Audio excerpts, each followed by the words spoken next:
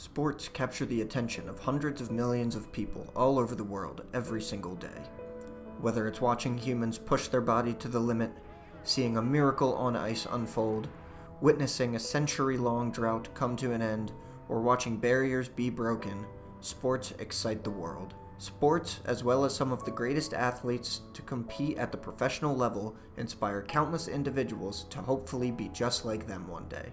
However, being an athlete is an incredibly demanding job, with countless hours of training, exercise, and proper nutrition just to even get to the professional level. And once the professional level is finally reached, that training kicks into high gear just to stay on top. The world of professional sports is a business, and it will chew you up and spit you out if you are not the best of the best. This business mentality and the high level of competition to reach the professional level of sports is a massive barrier for all athletes, and is a major reason why so many hopeful athletes will never go pro. Professional sports also require constantly being in the public eye, being scrutinized on an international stage, which can take a toll on someone's mental health, a recent example being pro tennis player Naomi Osaka. In 2021, Osaka withdrew from the French Open after being fined $15,000 for saying that she would not attend press conferences during the event, stating that the conferences could be damaging to her mental health. Osaka details her situation as well as the situation of many other athletes in her Time magazine article, "It's Okay to Not Be Okay." Osaka was not the first athlete to open up about her mental health struggles, but her vulnerability has showed many athletes, professional or not, that they are not alone. The commitment of pro athletes such as Osaka and many others, including Michael Phelps, Kevin Love, and Simone Biles, are all in an attempt to educate younger athletes about the importance of mental health.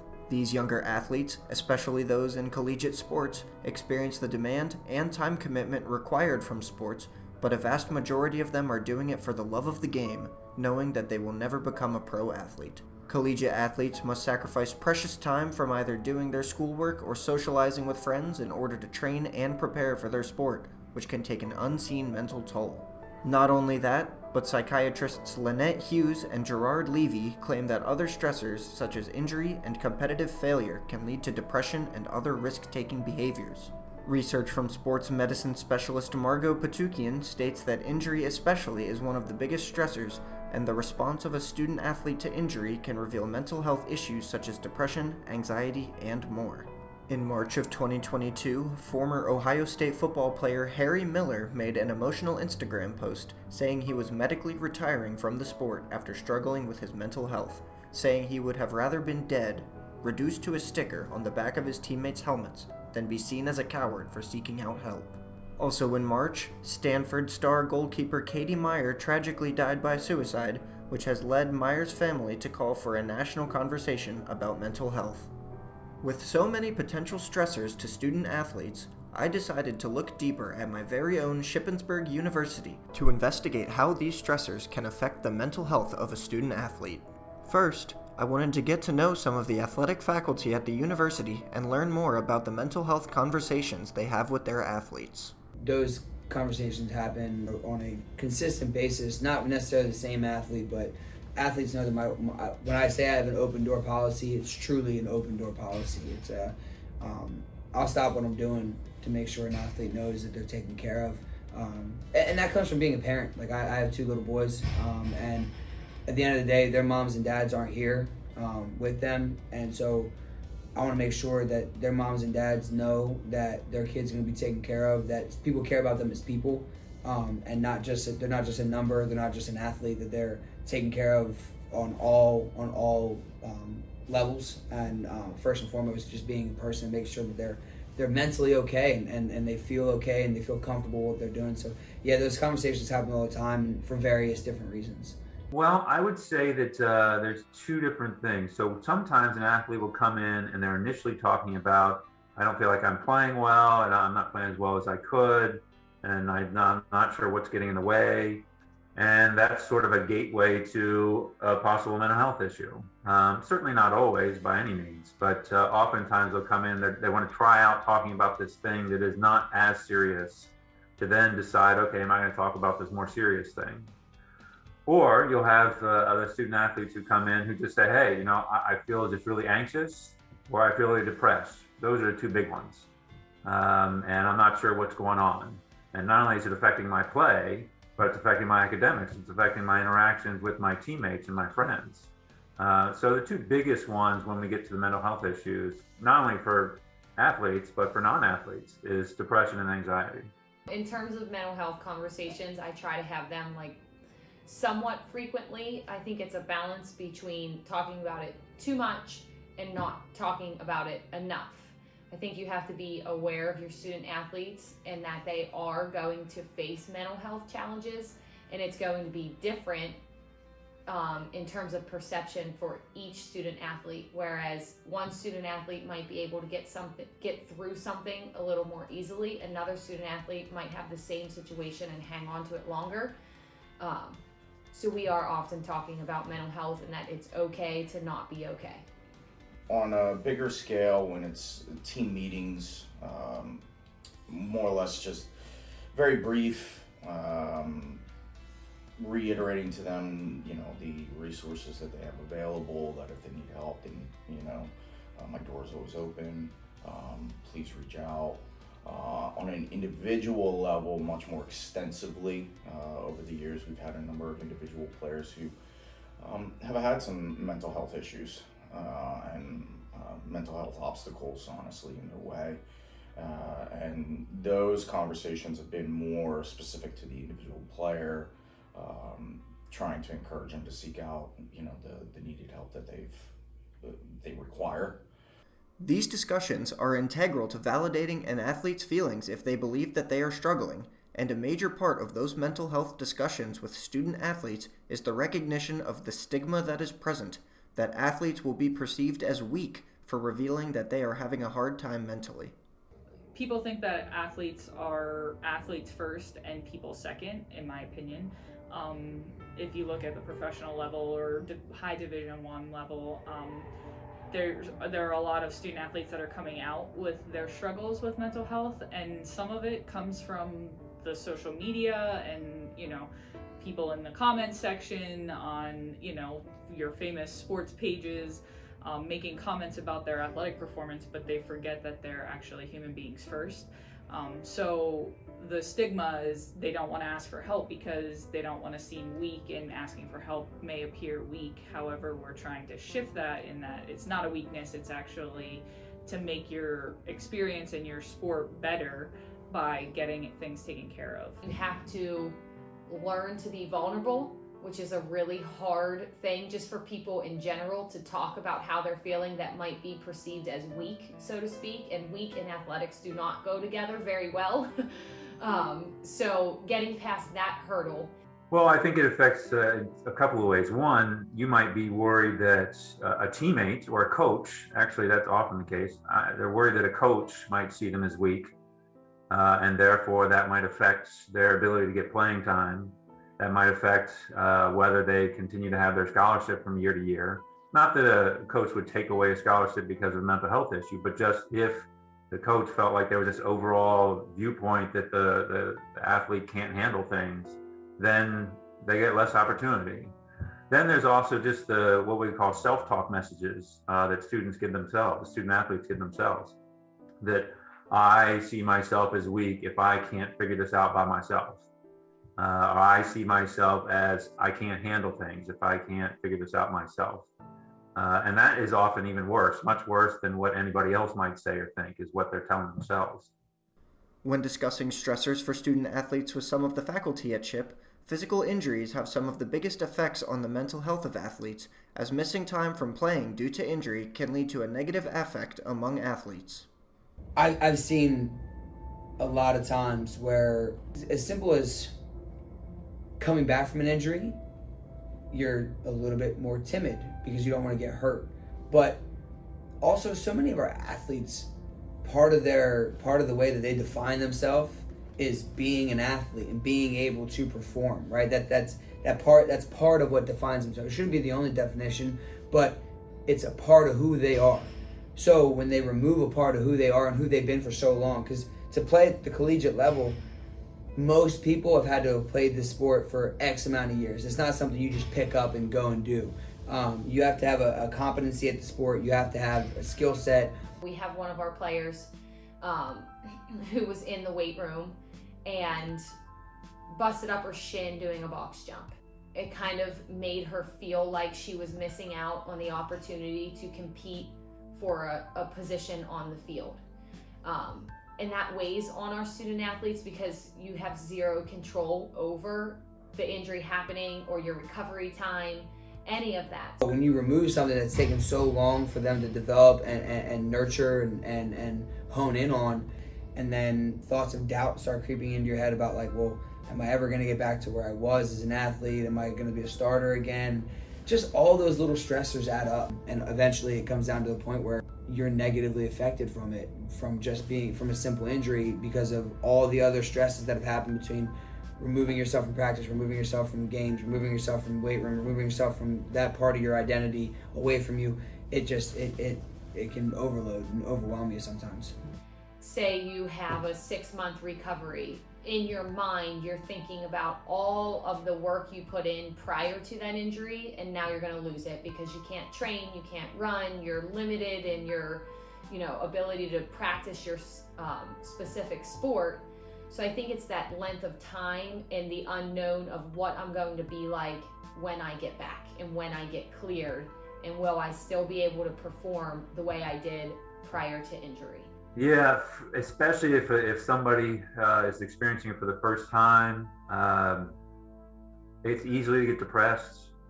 What they then struggle with is, especially if it's a long-term injury, then they struggle with the whole idea of realizing that, hey, I have an athlete identity, meaning I see myself as an athlete, I value myself as an athlete, that's how I feel good about myself, is what I accomplished as an athlete. And now for weeks or months, how am I going to figure out if I'm doing well if I'm not playing my sport? How am I going to figure out if I'm a good person if I'm not playing my sport? How am I going to figure out if I'm a valuable person if I'm not playing my sport? And that can be really, really hard because, hey, for, 10, 12 years, this is how they have sort of decided, am I valuable or not, is how well I play in my sport. Student athletes often have their schedules stretched thin during the semester between practicing 6 days a week, attending a full class load, going to strength and conditioning workouts, and trying to fit some time in to have to themselves. With so many responsibilities, I wanted to talk to some of SHIP's student athletes to see how they balance their busy lives. I think I balance it pretty well. I am in the criminal justice program, so compared to some of the more math-heavy majors, I don't have as much work to do. Mine's more like paper-based. So I find it more easy to handle than some other majors. I think personal life and social life kind of get in the way and kind of like muddy up athletics in school because we're people too. We have our own lives outside of just school and just athletics, so balancing simply just those 4 things, like, it could be a lot. I would say pretty well. I could be a little bit better in balancing schoolwork, like the student part of the athlete, because of course like the athlete part comes easy because it's like fun and that, and then just being like a social person, like that's nice, but then having to really like buckle down on school is like probably the hardest part, just like to really regain my focus even if I'm tired from practice or games and whatnot. Just when I know classes start to pick up a little bit more, and like each class you're having like multiple tests a week or like papers or just presentations and stuff, just thinking of practice and then having to go do that, it's just like a lot of like stress in a way. It's a little hard to balance with school. We have 2 invites in the fall, and our second invite falls on the weekends right before finals. So it's really hard to fit in studying and swimming and all that good stuff. I think that I manage it pretty well. I usually just have a set time and I have set goals for everything that I do. So like I usually have a schedule that I follow from the morning I wake up until like the second I go to bed. And it usually follows the same regimen. So I would say I manage it pretty well. I try to not let it get out of balance, because if it does get out of balance, then it'll feel like, it's just all coming down on me. So I like to just try and make sure I have everything figured out for the next day and the day after that. This overwhelming nature of collegiate sports is just one stressor that leaves student athletes so vulnerable. As SHIP's athletic faculty emphasized before, physical injuries are another stressor that have the capability of really harming student athletes mentally as well as physically. So, I wanted to see what SHIP's athletes had to say about that sentiment. And then this most recent year, actually, my senior year, because like day 3 of camp, I tore my meniscus in my knee, so I had to get surgery like week 2. Minor injuries, nothing like crazy, like ankle sprains, and I recently got diagnosed with tendonitis in my wrist, which is kind of like frustrating because after a while of repeat use, it starts to like hurt. So then it's like I'm not really 100% all the time. I play through ankle injuries all the time, just like get it taped tighter and then just keep going and then ice it after games. I've had shin splints. I currently have shin splints, actually. It's pretty common over, long distance runners. And I've also had a lot of, knee injuries. Basically the entirety of my career, I've had some sort of knee injuries. Yeah, I've had tendonitis in my shoulders. I have bad knees. Just this past season, I had to get stitches in my foot. And my back was a big problem this year too. Getting the stitches in my foot, I was out for a couple weeks, so it's more of a mental setback, and obviously physical, not being able to get into practice, but it's more like seeing all my roommates and my teammates like in practice, seeing them at dinner, talking about how hard practice was, and just like kind of like the feeling of missing out, like I'm not progressing where I should be. Unfortunately, I got hurt a couple weeks before our conference meet. Once we got there, I felt like I just wasn't up to the task. My times were close to my best, but I feel like if I was still in the pool, like if I didn't get hurt, I would have done much better. Towards the end of the season, I'll usually end up, my body is really beat down, I really can't take much more, and then that's when the injuries will start to roll in. But then after the season is over, I'll usually just take off 2 weeks and I'll do some sort of myself kind of rehab, and I'll be able to figure it out. It was a struggle, man, especially it being my senior year, and because of COVID and everything, I decided to come back for a master's. I was originally gonna graduate the fall of 2020, play my last season then, and then go on to something else, and COVID hit, so I was like, well, I don't want to leave Shippensburg without finishing, so I did a master's for all that, and then for day 3 of camp to do that as a senior, O-lineman, trying to be a leader on the team, and you just get hurt like that, it sucks, man. It's hard. So, but a lot of people put their sport as part of their identity, and that was definitely for me. When I got hurt, I was like, what am I now? I can't play football, and I guess I'll just be a student now. It's you kind of sit back and you're like, what else do I have besides my sport? So that was definitely overwhelming at that. When it happened, it just destroyed me mentally. But I was just trying not to let anyone see it, or at least trying to play it off I'll be all right, it's cool. I almost when they would ask me about I would change the subject and be nah, well let's focus on this play you did. I would change the subject. Overwhelming schedules and physical injuries on top of the stigma set for student athletes and their mental health may make athletes feel like they have nowhere to go. However, the Raiders won't let the stigma stop them from reaching out. So I feel like the stigma that, you're not supposed to go out and talk to anyone is ridiculous. I mean, the idea that you are somehow weak for that, I completely disagree with. I actually think you're stronger if you end up going out and you're talking to someone, because in that way, at least you have someone to talk to.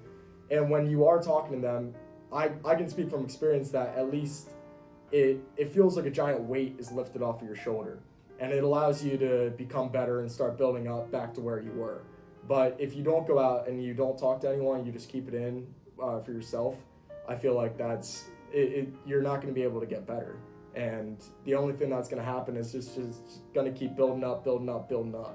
And I feel like that's almost the worst thing that an athlete or just a normal everyday student could do to themselves. We should be able to feel comfortable to reach out to someone. We should be able to have the resources to reach out. I definitely feel like that the resources are there. They're definitely there. I feel like they could be pushed a little bit more, if that makes sense. But yeah, I feel like we have the resources to reach out. A lot of times when you're dealing with that stuff, you don't want to go to your head coach. You know, you don't want to, like, you're afraid to go to your head coach, not because you think they won't support you, but you don't want them to see you as like weak, you know, especially in such a hyper masculine sport as football. The stigma, I think, is definitely real. Unfortunately, still, it definitely is getting better. There's definitely way more awareness, even like now versus when I was a younger guy. There's, in, you know, a span of like 4 years, there's way more awareness of it. People are more aware. There's more encouragement to speak out, you know, and I think that's a great thing, because like as male student athletes, a lot of it is like, you, especially with football, like it's a tough sport, and if like you're taught from a young age like you can't show weakness, it's trending in the right direction. It's still not where it needs to be, but it's definitely going in the right direction. Some people want to stay behind it and like kind of be the tough guy and like muscle up, I guess, and just like if you can't get through like what's in your head, how could you ever perform at the top of your game? But then again, there's other people, like I said, like my roommate, who's very open about it. If you ask if he's okay, he'll tell you everything, and he's very open. He goes to therapy, and I think looking at him, I think a lot more people should like go the way he's going and get that help if they really need it. I hate that stigma, because it's like we're humans too. Like, just because you have to be like tough in your sport and like mentally tough, like to just keep playing, doesn't matter what's going on, like everyone's going through something, but a lot of people are just like scared to do it. I mean, scared to like talk about it per se. I just don't like that stigmatism, because it's like you don't feel like you can talk to anyone, or you feel like you have to just be like, oh, like this isn't that bad, like people are probably going through worse, but like everyone has their own like issue, and it should be talked about. Student athletes who are struggling with all of the stressors that come with playing a sport may feel like they are all alone, but with the recent rise in pro and college athletes sharing their stories on social media, I wanted to ask these athletes how they felt about it. I feel like a lot of athletes, if they are struggling mentally, they usually will just keep it to themselves. And, you know, like you said, that's because they don't want to be seen as weak, but I feel like that is just completely wrong. I've lost a couple friends to battling depression in high school, and it eats me inside just knowing if they went out and talked to someone, if they talked to me, if they talked to a parent, it just could have been a completely different outcome. And I feel like people will just let it just build up, and nothing will ever come out of that. Except for, you know, by yourself, you just are breaking down, but on the outside, you just look like completely normal. You know, it's a pretty scary thing if you think about it, because, you know, you can appear to be completely fine, but on the inside is just eating away at your mental health. Yeah, it definitely does, because it's like, oh, like I'm not alone. Like this person's stressed out about school or what's gonna happen next in their life, and like if they're gonna play at like a higher level or whatnot, and like they express those concerns, so it makes everyone kind of feel like, oh, it's not just me. We look up to these athletes. Might not even be in your own sport. Like I personally look up to hockey players, but you know, if they're struggling, then there's no reason to hide that we're struggling. If they're pro athletes, they're getting paid to do what they love, and we're going to school to do what we love. There's no reason why we shouldn't seek out the help if, you know, even someone at the top of their game is struggling. It definitely reassures me that the help is there. Sometimes, you know, I'm not having the same struggles as them, so it could be like hard to relate, but it definitely it's definitely one of those reassuring factors that counseling is there and help is there if we need it. I think it's a great thing. I think it just drives home that point that, hey, like mental illness is real, and mental health struggles are real, and people that you look at that you may think are on the top of the world, like for instance, I forget the Ohio State's lineman that just recently came out, but he stepped away from football completely when he could have easily gone to the NFL, you know? So I think it's a great thing, because someone who may not know that, they look at him like starting offensive lineman at Ohio State, great football player, gonna go to the NFL. He's got everything anyone could want, you know? And you're still struggling. Like, it doesn't matter your circumstance, it can affect you in any way. That's how I look at it. So I think it's a great thing when people come out and are open about it, because honesty is going to be the best way to, I think, help get it moving or continue moving in that direction. I went into these interviews looking for answers about the mental health resources available to student athletes, why student athletes are so vulnerable to mental health related problems, and how a major stressor like injury can affect a student athlete's mental health. I learned about Shippensburg University's commitment to providing essential resources to student athletes, the overwhelming nature of collegiate sports, and the serious toll that severe injuries can take. I also learned about how willing and ready the student athletes of Shippensburg were to talk to me about an issue that only deserves more attention as time goes on. I would like to thank all participants for helping me learn about such an important topic, and tell everyone who may be struggling that it is okay to not be okay, and that help is just one conversation away.